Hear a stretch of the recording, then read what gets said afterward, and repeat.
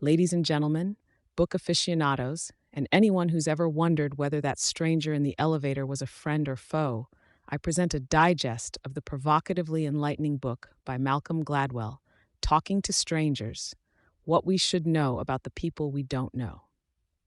Before we immerse ourselves in the swirling depths of human interaction, let's toast to our intrepid author, Mr. Gladwell, who possesses an uncanny ability to extract the profound from the prosaic, who peers into the societal looking glass and pulls out insights so compelling you'd think they were written in your morning coffee grounds. Insight 1: Truth Default Theory, or Why We Suck at Spotting Lies. As humans, we are hardwired to default to trust. We tend to assume that people are being honest unless there's compelling evidence to the contrary. Gladwell cites psychologist Timothy Levine's Truth Default Theory, a not so glamorous glimpse into our oh so naive nature. This default setting made sense when our ancestors grunted over shared mammoth meat, but in today's complex societies, our lie detectors might as well be ancient fossils. Insight 2: Transparency is a myth. Transparency, that charming notion that people's expressions and actions reflect their true intentions, turns out to be more of a myth than dragons or bathing cats. Gladwell throws cold water on our belief that we can read others like an open book. The stony-faced introvert might be a jubilant party inside, while that smiling coworker could be considering where to hide your body. Misinterpretation is not the exception. It's the 9 to 5 grind of our social lives. Insight 3: The Friends Fallacy. Remember watching Friends and thinking you could decipher each character like a pro? Ross's pout means he's troubled. Chandler's smirk hints at a witty retort brewing, right? Turns out we overestimate the relevance of such television-propagated behavior in real life. Gladwell posits we believe in the Friends fallacy, that the transparency of emotions, much like on our TV screens, applies off-screen. Spoiler alert, it often doesn't. Real people aren't written by scriptwriters. Insight 4: The Holy Fool and the Ultimate Blind Date with the Unfamiliar. Enter the holy fool, the rare breed who does not default to truth. These are the ones who meet strangers and think, potential international spy, or definitely stole a candy bar as a child.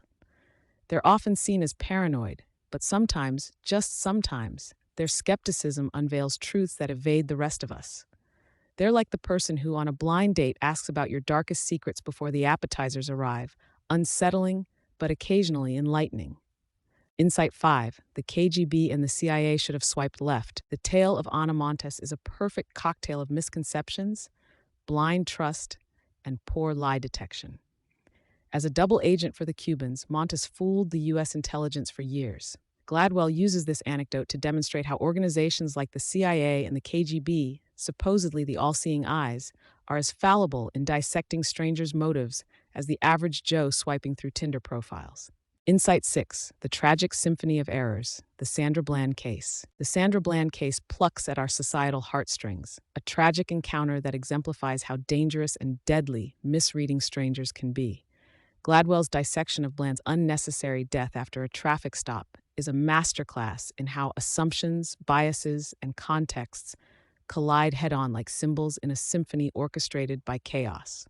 Insight 7: Courts where humans play God poorly. Let's talk about judges and juries, or as Gladwell sees it, humans sizably overestimating their own omniscience. Determining guilt or innocence, supposedly based on evidence, is often swayed by how well defendants conform to our expectations of how a truthful person should look and behave. The sobering truth is, we're about as good at infallible judgment as we are at taming a herd of feral cats. Insight 8: The Ghosts of Badass Outlaws, Brock Turner and Amanda Knox. Remember Brock Turner and Amanda Knox? Gladwell throws their stories onto his analytical operating table to dissect how societal narratives sway our perception of strangers. It's like we're trying to read a book in a language we barely understand. The public turned Knox's irrational reactions into a witch trial, while Turner's promising future became a shield. The moral? We're excellent at being armchair judges, terrible at being just ones. Insight 9: Alcohol, the great muddler. Booze, that liquid bravado, social lubricant, and occasionally relationship wrecker. Gladwell points to alcohol as a prime culprit in miscommunication with strangers. It's not just about the regrettable karaoke performances, it's how alcohol seriously muddies our already murky ability to read intentions. So when you're downing that fifth margarita, remember that you're not just impairing your liver, but also your already subpar ability to interpret social cues. Insight 10, let's all wear name tags. Considering our ineptitude revealed thus far, maybe we should all resort to wearing name tags, big bright ones that not only state our names, but our current mood and intentions. Hello, my name is confused. Or hello, my name is just had an argument with my cat. At least then, when we talk to strangers, we'd have a fighting chance of getting it right, right? In concluding, talking to strangers is more than a mere manual to navigate the wilderness of unknown people. It's a mirror held up to our societal visage, reflecting just how skewed our perceptions are. Next time we meet a stranger, let's be aware of our biases, question our default to truth, and perhaps most radically, be kinder and more forgiving to both the strangers and ourselves.